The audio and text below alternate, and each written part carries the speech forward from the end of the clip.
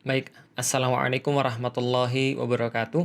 Alhamdulillah, puji dan syukur senantiasa kita panjatkan kepada Allah Subhanahu wa Ta'ala, Zat Maha Suci yang telah mensucikan hamba-hamba yang dikehendakinya, dan Dia memberikan kebaikan-kebaikan pada siapapun yang dikehendakinya, dan kita berharap, kita memohon kepada Allah, kita mendapatkan kebaikan-kebaikan itu, kita mendapatkan keberkahan di dalam hidup kita, tidak hanya kebaikan di dunia, tapi seperti yang kita doakan senantiasa kepada Allah, eh, fit dunya hasanah wa fil akhirati hasanah. Jadi kita minta kebaikan di dunia sebagaimana Dia Allah telah menjanjikan kepada kita kebaikan-kebaikan kelak di akhirat. Dan mudah-mudahan Allah lancarkan semua ibadah-ibadah kita, terkhusus pada bulan Ramadan ini. Mudah-mudahan Allah mengeluarkan kita di bulan Ramadan ini dengan ampunan-ampunan darinya, karena kita sangat memerlukan ampunan-ampunan itu, dan Allah menjadikan kita termasuk orang-orang yang bertakwa dan bersyukur kepadanya. Salat dan salam juga mudah-mudahan senantiasa kita selalu mampu untuk curah dan limpahkan kepada baginda Nabi besar Muhammad sallallahu alaihi wasallam, manusia mulia, manusia terbaik, manusia yang kita rindukan perjumpaan dengannya. Sungguh kita ingin memuliakan beliau dengan setiap apapun yang kita punya. Andaikan kita bisa memuliakan beliau dengan ucapan-ucapan kita, maka kita muliakan dengan ucapan-ucapan kita. Kita bersolat kepada beliau, Allahumma salli ala sayyidina Muhammad wa ala ali sayyidina Muhammad.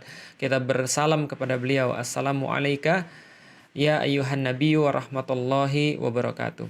Dan kita senantiasa untuk memuliakan beliau juga dengan perbuatan-perbuatan kita, dengan cara mengikuti setiap sunnah-sunnah yang telah beliau berikan kepada kita. Dan teman-teman sekalian, alhamdulillah kita juga sampai pada hari ini, walaupun baru hari ketiga, dinikmati saja. Dan karena memang Ramadan itu sedihnya itu kalau sudah hari-hari yang akhir. Kalau di hari-hari yang awal, kebanyakan di antara kita merasa kayaknya masih lama. Tapi yang namanya penyesalan selalu datang terlambat. Kecuali mungkin Ramadan kali ini. Dari awal mungkin kita sudah menyesal, kenapa sih kita nggak memanfaatkan Ramadan pada tahun yang lalu dengan lebih baik. Tahun sekarang kita nggak bisa lagi untuk sholat jamaah, kita nggak bisa untuk sholat tarawih bareng, tapi kita diminta untuk introspeksi diri di rumah. Tapi ada kebaikan yang lain. Pada tahun ini setidaknya saya bisa rutin untuk menyapa teman-teman sekalian, walaupun mungkin yang masih jomblo-jomblo saja, walaupun mungkin yang masih single saya fokuskan di sana. Tapi ini juga salah satu kebaikan yang Allah berikan kepada kita. Dan langsung saja selamat datang kembali ke ngaji jomblo, teman-teman sekalian. Jadi bagi yang teman-teman yang mau untuk belajar memantaskan diri sebelum mementaskan diri di panggung pernikahan, diakadkan, mudah-mudahan pada hari ini kita belajar taat sebelum akad. Proses sebelum akad atau jadinya, dan mudah-mudahan ini kita bisa menambah perbendaharaan keilmuan kita. Dan kita sudah bahas teman-teman sekalian kemarin tentang khitbah, tentang lamaran.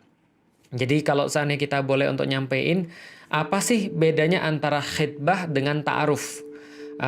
Sedikit saya bahas dulu, ada sedikit perbedaan memang teman-teman sekalian. Ada para ulama yang berpendapat bahwa khitbah itu lebih dahulu daripada ta'aruf. Tapi ada juga yang berpendapat sebaliknya. Ta'aruf itu lebih dulu daripada khitbah. Saya sedikit jelaskan dulu. Khitbah itu adalah sebuah permintaan dari seorang laki-laki kepada seorang perempuan, atau seorang perempuan kepada seorang laki-laki, itu juga boleh, untuk meminta dia menjadi pasangannya. Maka itu namanya khitbah. Ketika sudah meminta, maka itu kalau seandainya yang gini deh, kalau itu khitbah. Kalau ta'aruf adalah perkenalan. Jadi mereka berdua berkenalan sebelum pernikahan, sehingga mereka mengetahui apakah ada pada calon pasangannya ini yang mereka cari.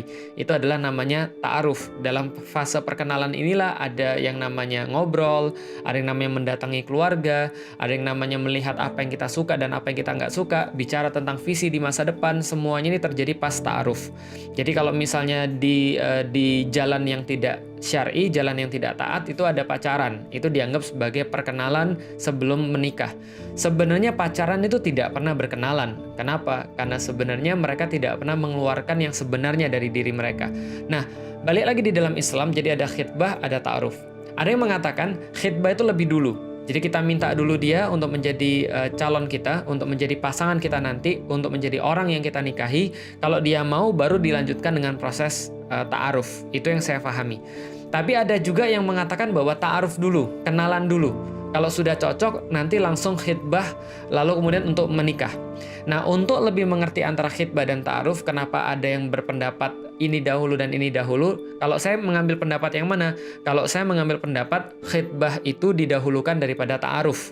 Supaya ta'aruf itu bisa syar'i, maka khitbah itu sudah menandakan keseriusan. Jadi sudah ada komitmen pada khitbah. Oke, saya jelasin.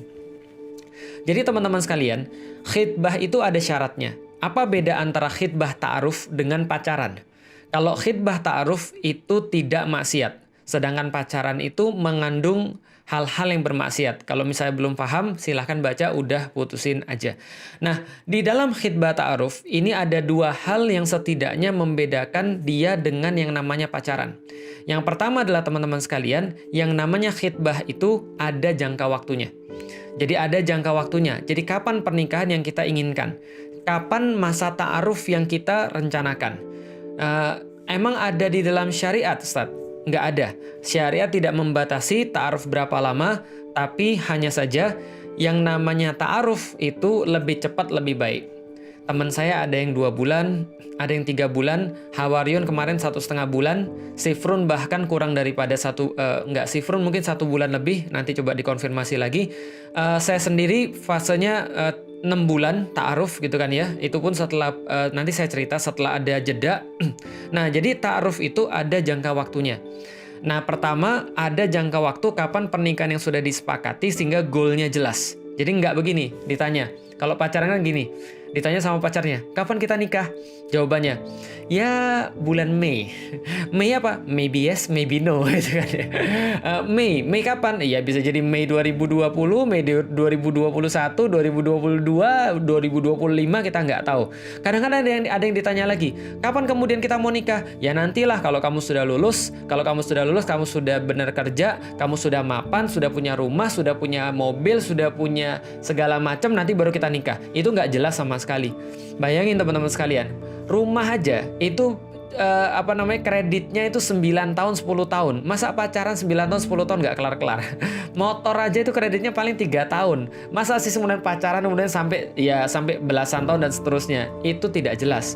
Nah, maka yang namanya ta'aruf, khitbah ta'aruf, bedanya dengan pacaran, ada jangka waktunya. Jadi ada jangka waktu yang sudah disepakati, lebih cepat lebih bagus. Idealnya berapa lama? Ya 3-6 bulan cukup lah. Bahkan ada teman saya namanya Gandhi, Mas Gandhi itu sekitar 2 pekan dia untuk melakukan khitbah dan ta'aruf sampai proses nikah. Sangat instan dan sangat keren gitu kan ya. Nah, jadi ini adalah salah satu pembeda. Pembeda yang kedua adalah tidak berkholwat. Jadi yang pertama adalah sudah ada tanggalan nikah. Dan kalau sudah ada tanggalan nikah, berarti bapaknya sudah dikabari. Karena bapaknya adalah yang menjadi wali daripada perempuan. Yang kedua, tidak ada khalwat. Tidak ada maksiat. Kalau misalnya mau berkenalan pun, mau nanya-nanya pun, mau melihat pun, ataupun mau untuk mengetahui seperti apa dalamnya pun, dalam arti dalam itu bukan dalam badan ya, tapi dalam itu adalah pemikirannya, lalu kemudian preferensinya, lalu kemudian apa yang dia suka, apa yang dia nggak suka, itu pun harus ditemani oleh mahramnya. Dan nanti akan saya jelaskan apa yang boleh dan apa yang tidak boleh di dalam namanya ta'aruf. Jadi khitbah adalah menyampaikan, dan itu sudah harus ada konsekuensi. Apa konsekuensinya? Konsekuensinya adalah dia punya kapan waktu dia mau nikah, berarti bapaknya sudah tahu. Yang kedua adalah bahwa dia tidak berkholwat. Jadi khitbah ta'aruf ini 2 syaratnya. Kalau tidak ada itu, maka itu namanya modus pacaran syariah. Tapi bukan yang namanya khitbah ta'aruf. Kenapa? Karena khitbah ta'aruf itu adalah bagian daripada syarat Islam dan itu tidak mengenal yang namanya kemaksiatan. Jelas ya? Jadi ada khitbah, ada ta'aruf, dan itu bukan modus pacaran syariah. Bukan kemudian malam mingguannya diganti malam Jumatan. Lalu kemudian pacarannya di kafe diganti jadi di pinggiran masjid. Bukan berarti kemudian baiklah supaya kita ini adalah ta'aruf dan khitbah dan ta'aruf yang syar'i. Baiklah saya akan mulai pacaran syariah kita pada pekan ini dengan membaca basmalah. Lalu kemudian diakhiri dengan hamdalah dan di dalamnya dihiasi dengan kalimat-kalimat thayyibah seperti subhanallah walhamdulillah wala ilaha illallah Allahu akbar. Enggak gitu ya. Jadi khitbah dan ta'aruf enggak mengenal yang namanya khalwat dan enggak mengenal yang namanya maksiat. Jadi ada 2 syarat, saya ulangi lagi. Pertama, tanggalnya sudah jelas. Nah, kalau tanggalnya sudah jelas, berarti orang tuanya sudah paham. Contoh misalnya, ini saya jelasin sedikit tentang prakteknya. Dulu ketika saya sudah suka dengan istri saya, lalu kemudian teman-teman sudah saya ceritain tentang filter, lalu kemudian tentang pentingnya guru, siapa yang menjadi personal garanti, dan seterusnya. Waktu itu saya juga punya personal garanti. Personal garanti saya adalah aktivitas-aktivitas dakwah saya. Sehingga pada waktu itu saya tidak meminta guru saya untuk langsung mengkhitbah istri saya. Mengkhitbah bapaknya istri saya. Lalu kemudian apa yang saya lakukan? Saya langsung kemudian datang kepada istri saya. Tapi bukan datang, tapi lewat surat. Karena namanya khitbah itu bisa lewat secara langsung, bisa secara tidak langsung. Contoh misalnya, kalau secara langsung ya tinggal bilang aja, kamu mau nggak jadi istri saya? Kamu mau nggak jadi calon istri saya? Atau kamu mau nggak jadi ibu daripada anak-anak saya? Nah itu satu hal yang secara langsung. Tapi kalau secara tidak langsung, itu misalnya teman-teman bisa dengan kiasan. Contoh misalnya lagi main layang-layang, lalu kemudian bilang, ini kayaknya enak nih kalau layang-layang ini ditarik berdua. Kira-kira begitu. Atau misalnya teman-teman dengan sindiran, kayaknya saya sudah siap untuk membagi dua atap rumah saya. Emang ada atapnya mas? Ada, tapi kos-kosan gitu kan ya. Ya nggak apa-apa. Tapi secara sindiran. Jadi sindiran itu juga boleh untuk mengkhitbah. Nah, setelah kemudian kita datang kepada seorang akhwat ataupun kita nulis surat kayak saya dulu nulis surat. Saya nulis surat, saya sampaikan kepada dia, niatan saya adalah untuk mengkhitbah dia karena saya sudah merasa bahwa saya siap menikah. Ketika saya sudah siap menikah, maka saya mengkhitbah dia dan saya menyerahkan kepada dia kapan waktunya kira-kira sepantasnya setelah dia berdiskusi dengan orang tuanya untuk menikah. Tapi yang perlu teman-teman tahu, seorang laki-laki ketika dia maju ke dalam proses khitbah, berarti dia sudah siap untuk menikahi perempuan itu bahkan kalaupun perempuan itu minta besok. Bahkan kalau seandainya bapaknya perempuan itu minta besok, maka dia sudah siap. Jadi bukan berarti dia datang dengan kemudian tanpa persiapan apapun yang kita sudah bahas pada kemudian episode-episode yang sudah lalu. Berarti dia sudah sangat siap dan kalaupun perempuan itu bilang, saya sudah bilang sama bapak saya, kemudian bapak saya minta besok kamu datang ke sini untuk menikahi saya. Siap. Nah, itulah laki-laki. Karena laki-laki hanya memulai, laki-laki jantan hanya memulai sesuatu yang bisa dia selesaikan. Berarti kalau ada laki-laki yang memulai sesuatu yang nggak bisa diselesaikan, maka itu bukan laki-laki yang jantan. Jelas ya? Jadi teman-teman sudah punya sekarang frame tentang laki-laki jantan itulah yang bisa menyelesaikan yang sudah dia mulai. Berarti kalau dia sudah memulai sesuatu, dia bisa nyelesain itu. Nah, ini adalah khitbah. Maka ketika dia sudah mengatakan pada perempuan itu, seperti saya mengatakan pada calon istri saya bilang, namanya Parsini, panggilannya Iin, sekarang namanya Ummu Alilah. In, tolong cek ya, saya titipin ada dulu nggak ada komputer, jadi kita pakai rental komputer. Di rental komputer saya sudah titipin tugas, tolong dilihat. Asik, modus. Enggak, kita memang ngerjain tugas bareng kebetulan pada saat itu. Cuman di dalam tugas itu saya selipin ada beberapa lembar sebenarnya surat khitbah. Saya bilang bahwa saya Felix, saya sudah siap untuk menikah. Saya jelasin ini kemudian CV kalau zaman sekarang, ini kemudian keluarga saya, ini kemudian pendidikan saya, ini kemudian kira-kira masa depan yang saya inginkan, dan ini masa depan yang saya inginkan ini saya memerlukan seseorang yang seperti kamu. Maka saya pengen kamu untuk menjadi istri saya. Saya sampaikan. Lalu kemudian saya bukan WhatsApp, SMS, karena nggak ada WhatsApp. Gimana In? Sudah dibaca belum? Dia nggak balas. Saya bilang, ini tanda-tanda buruk nih kayaknya nih. Setelah beberapa lama dia balas, waduh, saya sudah mau pingsan ini di rental komputer karena mendapatkan surat yang penuh dengan modus ini. Dia bilang sesuai dengan SOP-nya, sebentar saya akan ngobrol sama orang tua saya dulu. Kalau orang tua saya, khususnya bapak saya, kemudian menyetujui, maka kita bisa melanjutkan proses ini kepada ta'aruf. Jelas ya? Jadi yang penting orang tuanya sudah kasih izin, lalu kemudian yang laki-laki sudah menyampaikan, dan itu disetujui, disepakati kapan mau nikahnya, maka itu kita jadi proses yang namanya ta'aruf.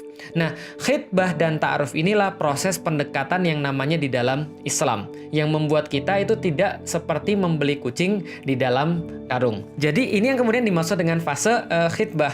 Hanya saja pada saat itu ketika dia sudah diskusi dengan bapak ibunya, maka ibunya bilang, sudahlah Dok, nanti aja nikahnya. Kalau kamu mau proses nikahnya, bapak dan ibu boleh nanti kalau kamu setelah lulus kuliah. Maka dia nyampein itu pada saya, akhirnya kita pending maksudnya kita batalkan khitbahnya karena dia sudah nggak mau, ya dalam tanda kutip ya ditolak gitu kan ya. Tapi bukan ditolak juga sih, karena memang dia katakan ini ada jangka waktu yang diminta oleh bapak dan ibu setelah nanti lulus. Saya tanya, kamu kapan lulusnya? Ya kira-kira 6 bulan lagi. Maka kita pending dulu semuanya itu, baru nanti saya setelah dia lulus saya lanjutkan lagi. Lah selama kemudian dia lulus, pas saya kemudian lepas khitbah saya, lantas dia mau dikhitbah oleh orang lain, boleh atau tidak? Boleh-boleh saja, nggak ada masalah. Karena ingat, di dalam Islam nggak ada baperan, nggak ada ngetek-ngetekan, nggak ada booking-bookingan, paham ya? Jadi contoh misalnya, kadang-kadang ada orang pacaran itu, terus pacarannya itu setelah diputusin nggak ikhlas. Kemudian dia bilang sama pacarnya, aku sekarang nggak bisa karena aku sudah mengkaji Islam. Sekarang kita putus aja, tapi nanti suatu hari nanti aku akan bersama dengan kamu. Nggak usah begitu. Kenapa? Nggak usah main tek-tekan. Jadi pokoknya nanti kalau aku sudah siap, nanti aku akan mengkhitbah kamu. Selama kamu nanti aku belum siap, kamu jangan terima orang lain ya. Nggak ada begitu di dalam Islam. Di dalam Islam nggak ada tek-tekan. Siapa yang siap, maka dia yang datang kepada orang yang siap itu. Ini kemudian yang terjadi. Nah, setelah kemudian saya khitbah istri saya untuk yang kedua kalinya, orang tuanya juga sudah setuju, maka kita sudah membicarakan kapan kita akan nikah. Maka kita akan nikah dijadwalkan bulan sekian misalnya. Nah, setelah itu kejadian, maka ta'aruf kita boleh dilanjutkan. Kenapa? Karena orang tuanya sudah setuju. Kenapa orang tuanya harus setuju? Karena kita perlu izin daripada orang tuanya, karena wali termasuk rukun daripada nikah. Yang kalau nggak ada wali, maka nikah itu tidak sah. Maka kita perlu orang yang punya. Kenapa orang yang punya harus diperhatikan? Oke, sedikit. Sebelum kita bahas banyak sekali tentang ta'aruf dan khitbah, teman-teman sekalian, saya pengen ngasih tahu tentang orang tua di dalam seorang anak perempuan pada khususnya. Jadi gini, teman-teman tahu nggak sih bahwa kalau orang tua tuh ditanya, seorang laki-laki ditanya sama dia, kira-kira kamu lebih sayang sama anakmu yang mana? Yang laki-laki atau perempuan? Kebanyakan orang tua mungkin berkata, saya sayang semuanya. Tapi teman-teman sekalian, seorang laki-laki pada anak perempuannya itu punya sebuah perhatian ekstra. Kenapa? Karena laki-laki itu punya jiwa perlindungan terhadap perempuan. Maka seorang ayah itu menyayangi anak perempuannya dengan satu level yang khusus yang tidak didapatkan dengan anak laki-laki. Ini kemudian yang terjadi pada anak perempuan. Contoh misalnya, saya punya anak perempuan namanya Alila Sofia Asyarifah. Anak saya itu sekarang usianya 12 tahun. Tapi semenjak dia lahir, teman-teman sekalian, semenjak dia lahir, saya tulis satu prosa tentang dia, judulnya Alila Sofia Asyarifah. Dan ketika saya tulis itu, ketika dia lahir, kita besarin dia sebulan atau 2 bulan lah setelah dia lahir, saya nulis itu sambil nangis. Kenapa? Karena saya bayangin suatu saat nanti ketika saya harus ngelepas dia. Kok bisa begitu? Saya kemudian mikirin begini, ya Allah ya Rob, saya baru ngerti. Ketika kita datang kepada pernikahan orang, itu hampir semua yang saya lihat dalam pernikahan itu, semua ayah itu pasti nangis ketika melepas anak perempuan. Maka kadang-kadang dia nggak kuat. Maka kadang-kadang dia kemudian mundur. Maka kadang-kadang dia merasa sangat insecure. Kenapa? Karena saya baru bisa mengakses pemikiran setiap bapak-bapak yang ketika kemudian lagi menikahkan anaknya, maka dia merasa seperti apa. Yang saya pikir begini, anak saya itu ketika lahir saya nemenin. Ketika dia keluar dari perut ibunya, saya nemenin. Begitu dia keluar, saya azanin, saya bacain kemudian apapun surat-surat yang saya hafal, saya kemudian mentransfer apapun yang saya ketahui, walaupun saya tahu bahwa dia mungkin belum paham, belum ngerti. Tapi saya mau aja untuk membacakan apapun yang saya hafal untuk dia dengar. Ketika dia sudah dewasa, dia nangis, saya nemenin. Dia nangis semalaman, saya nggak tidur semalaman. Dan saya sama sekali nggak merasa terrepotkan dengan itu semua. Saya malah merasa senang. Ketika dia sudah agak gede lagi, saya kasih dia makan yang terbaik. Kalaupun seandainya saya dan ibunya dia itu nggak makan, demi untuk dia makan, saya rela kasih dia yang terbaik. Saya kasih dia makanan yang terbaik, saya kasih dia pengurusan yang terbaik, saya kasih dia pengawasan yang terbaik, saya lindungi dia, saya penuhi dia, saya ajak dia jalan-jalan kemanapun, saya sayangi dia benar-benar. Kenapa? Karena seorang ayah memang harusnya begitu sama seorang anak perempuan. Nah, ketika dia masuk SD, teman-teman sekalian, SD kelas 1, lalu kemudian dia cerita, Abi, ini Cece sudah masuk SD. Saya bilang, gimana teman-temannya? Baik-baik. Nanti kalau kamu diganggu sama orang, kasih tau Abi ya. Kalau ada laki-laki yang kemudian ganggu kamu, hati-hati ya. Saya bilang, hati-hati pada semua laki-laki, karena semua laki-laki itu modus. Padahal baru kelas 1 SD. Kemudian saya bilang, kalau nanti ada yang ganggu kamu, kasih tau Abi. Kalau ada yang ganggu kamu, kasih tau gurumu dulu. 2 kali, 3 kali gurumu nggak reken, kasih tau Abi. Kalau seandainya kemudian gurumu nggak reken, kamu sudah kasih tahu Abi siapa namanya, rumahnya di mana, Abi bakar rumahnya. Widih, nggak, saya cuma guyonan, tapi saya cuma mau menunjukkan pada dia bahwa seorang bapak itu akan ada kapanpun yang diminta seorang anak perempuan. Kapanpun anak perempuan, dimanapun mereka, entah seperti apapun dunia mereka bisa mencapai apapun dalam kehidupan mereka, tapi suatu saat ketika mereka memerlukan ayahnya selalu ada di situ. Saya cuma mau ngomong begitu aja, karena selama ini sampai satu titik di mana kemudian saya sudah kasih yang terbaik pada dia, saya sudah korbankan apapun yang saya punya. Kebayang nggak sih seorang ayah ketika satu titik dalam hidup dia harus menjabat tangan seorang anak laki-laki yang mungkin dia juga nggak kenal 100%, yang mungkin juga anaknya baru kenalan, lalu kemudian untuk menyerahkan anaknya yang sudah dia urus seumur hidup dia, lalu kemudian dia nggak tahu dalam pikiran dia, yang berkecamuk dalam pikiran dia adalah apakah anak laki-laki ini bisa memperlakukan anak perempuan saya minimal seperti saya memperlakukan dia. Itu dalam benak setiap ayah yang menikahkan anaknya. Apakah orang ini mampu untuk kemudian menjaga anak saya seperti saya menjaga dia? Tidak main tangan pada dia, nggak menyakiti dia, nggak membuat dia nangis sebagaimana saya sudah jaga dia. Mengusahakan yang terbaik bagi anak ini, memberikan segala sesuatu yang dia maksimal pada anak saya ini. Mampu nggak anak ini melakukan minimal kayak saya? Atau bisa jadi lebih baik daripada saya? Itu di dalam setiap kepala ayah seorang anak perempuan.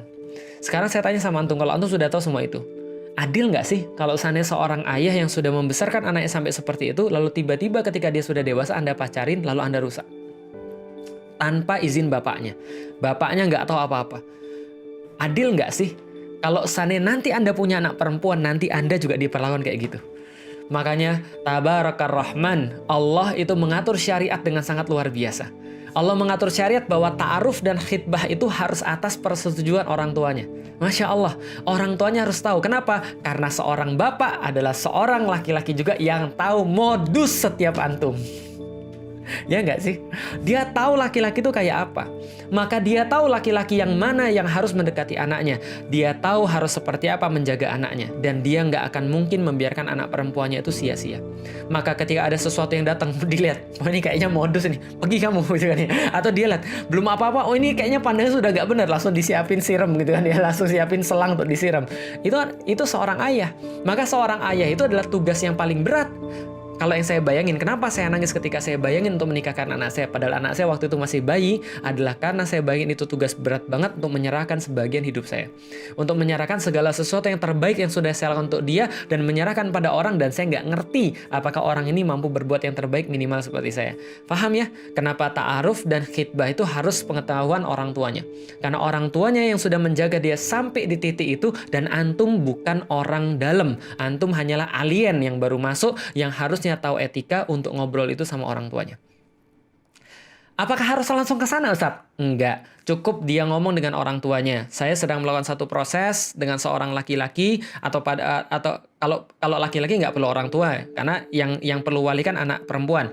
Anak perempuan tuh bilang, saya sedang mau proses dengan seorang laki-laki, lalu kemudian ini adalah orangnya, Bapak lihat, nanti tolong ya Pak ya, nanti kalau seandainya dia mau datang ke rumah untuk proses ta'aruf, Bapak sudah tahu. Jadi bapaknya itu sudah memahami. Jadi itu kenapa ta'aruf dan khitbah harus atas sepengetahuan orang tua. Karena menentukan kapan nikah itu juga harus pengetahuan orang tua. Maka khitbah dan ta'aruf ini bisa berlangsung secara syar'i. Nah kalau awalnya sudah syar'i, maka insya Allah nanti setelahnya pun syar'i. Ustadz, kalau nanti orang tuanya nggak terima seperti apa? Nanti kalau orang tuanya belum mau punya anaknya nikah seperti apa? Kalau dia rasa saya belum siap seperti apa? Kita bahas nanti pada pertemuan ke depan. Tentang permasalahan-permasalahan dengan orang tua ketika kita mau memulai proses khitbah dan ta'aruf. Pada waktu kali ini saya cuma mau menjelaskan tentang khitbah dan ta'aruf itu berbeda dengan yang namanya pacaran. Pacaran itu sama sekali tidak punya komitmen, sama sekali tidak punya tanggung jawab. Sedangkan khitbah dan ta'aruf itu sudah diawali dengan komitmen, apalagi pernikahannya. Makanya dalam satu penelitian saya pernah nonton, teman-teman sekalian, ada satu penelitian dari orang-orang luar, mereka menyelidiki kenapa sih banyak orang yang cerai ketika mereka awalnya pun sudah pacaran lama. Tapi kenapa mereka bisa cerai? Yang mereka dapatkan, yang saya bisa bagi singkat saja teman-teman sekalian, ternyata laki-laki itu mengawali cinta dengan komitmen. Ada hormon-hormon tertentu yang diaktifasi dengan adanya komitmen. Sedangkan perempuan itu muncul cintanya setelah dia beraktivitas fisik. Makanya kalau zaman dulu orang bilang, kenapa orang-orang banyak cerai? Karena mereka terlalu cepat pergi ke ranjang. Paham teman-teman sekalian? Karena mereka terlalu cepat memberikan laki-laki yang laki-laki inginkan. Laki-laki mendapatkan sesuatu tanpa ada komitmen, habis Anda semua yang perempuan. Tapi kalau perempuan mereka merasa bahwa laki-laki sudah mencintai dia, padahal bagi laki-laki itu cuma nafsu. Artinya hati-hati betul, Islam itu adalah sudah pasti yang paling bagus. Anda akan ngerasa pas Anda udah nikah, Anda baru merasa untung dulu gue tobat gitu kan ya. Lah kenapa? Karena Anda mau mengikuti aturan Allah Subhanahu wa taala. Jadi kita ulang lagi teman-teman sekalian, kalau kita bahas tentang ta'aruf dan khitbah. Jadi kalau teman-teman sudah punya seorang guru, lalu kemudian teman-teman sudah mengkaji Islam secara sistematis, maka kalau seorang akhwat punya guru, kalau seorang ikhwan punya guru, maka biasanya gurunya inilah yang saling ketemu dulu untuk ngobrol tentang proses ta'aruf anak didiknya. Contoh misalnya, saya punya murid taruhlah, lalu kemudian akhwatnya juga punya musrif atau kalau akhwat musrifahnya, ustazahnya atau murabbiyahnya misalnya. Maka saya kemudian menelpon murabbiyahnya lalu mengatakan, ini ada niatan daripada murid saya untuk kemudian menikahi muridnya ustazah. Kira-kira kapan kita bisa atur waktu yang terbaik untuk kemudian memberikan wejangan-wejangan, memberikan aturan-aturan di dalam khitbah seperti yang saya jelaskan, lalu kemudian supaya memastikan mereka tidak terjadi sesuatu yang tidak kita inginkan. Kalau saya praktis aja, kalau saya punya murid, lalu kemudian ada seseorang yang mau dikhitbah, saya langsung pada akhwatnya, nanya kesiapannya, nanya segala satu pranya, kamu sudah siap nikah atau belum? Kamu sudah dalam proses atau belum? Karena kalau seandainya seorang akhwat atau seorang ikhwan sudah dalam proses khitbah, nggak boleh lagi sama proses orang lain. Apalagi seorang akhwat yang kemudian proses khitbahnya sama banyak cewek. Itu namanya modus. Modus lelaki buaya darat. Paham teman sekalian? Maka ini nggak boleh. Karena khitbah itu satu-satu. Kalau misalnya nggak berhasil, baru bisa dengan yang lain. Selama ini dalam proses, nggak boleh ada yang masuk ke dalamnya. Ini kemudian yang menanyakan perannya itu siapa? Gurunya biasanya. Setelah kita nanyain perannya, dia semua sudah setuju, baru kita gabungkan dalam satu grup. Kita gabungkan dalam satu grup, disitulah kita mengawasi proses interaksinya agar tidak terjadi hal-hal yang tidak diinginkan. Contoh misalnya, sudah makan belum? Aku tuh merindukan seseorang loh, Masya Allah, orangnya tuh berkacamata, lalu kemudian wajahnya manis, dan kamu tahu nggak bahwa itu adalah kamu. Oh, nggak gitu, nggak boleh. Jadi ini kemudian yang kita sampaikan bahwa yang syar'i saja yang diperbolehkan, karena itulah perlu yang namanya orang yang mengawasi, mahramnya gitu kan ya. Kalau bagi perempuan mahramnya, bagi laki-laki bisa jadi gurunya atau gurunya sama istrinya. Berarti kalau misalnya ada yang ta'aruf, saya sama istri saya itu satu grup untuk mengawasi ini orang. Kadang-kadang malah saking kemudian syar'inya dalam tanda kutip, itu ada murid kita itu yang kita ta'arufin, itu setelah kita buatin grup, itu grupnya kayak kuburan, tau nggak teman sekalian? Karena mereka semua udah nggak biasa untuk berinteraksi dengan perempuan, yang perempuan nggak biasa interaksi dengan laki-laki, maka itu grup kayak kuburan. Kenapa? Tidak terjadi interaksi sama sekali kecuali kita yang pancing. Oke, teman sekalian, ini tentang ta'aruf. Ta'aruf bagian pertama. Nanti besok kita bahas lagi tentang apa problem-problem dan lebih teknis lagi. Saya sedikit rangkum sebelum ini habis teman-teman sekalian.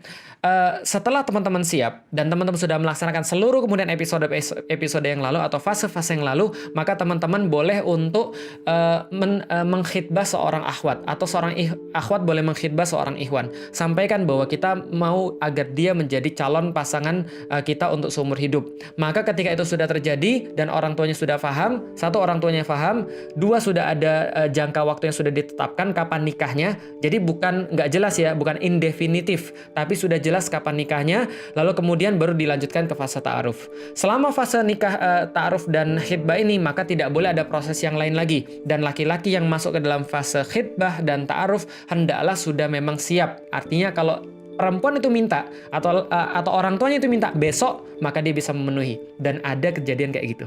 Ada kejadian kayak gitu. Ketika dia bilang, saya mau kamu jadi istri saya. Oke, datang ke rumah saya. Ternyata pas datang ke rumahnya, langsung kemudian orang tuanya bilang, mau nggak kamu nikah malam ini juga? Siap nggak? Dia bilang siap. Maka terjadilah pernikahan itu. Masya Allah, super. Itu hanya bagi yang jantan. Itu kejadian pada kakak kelas saya. Oke, nanti kita lanjutin pada pembahasan berikutnya teman-teman sekalian. Makasih banyak, semoga bermanfaat. Insya Allah kita lanjutin pada fase yang pembahasan berikutnya. Doain saya mudah-mudahan sehat untuk melanjutkan besok. Assalamualaikum warahmatullahi wabarakatuh.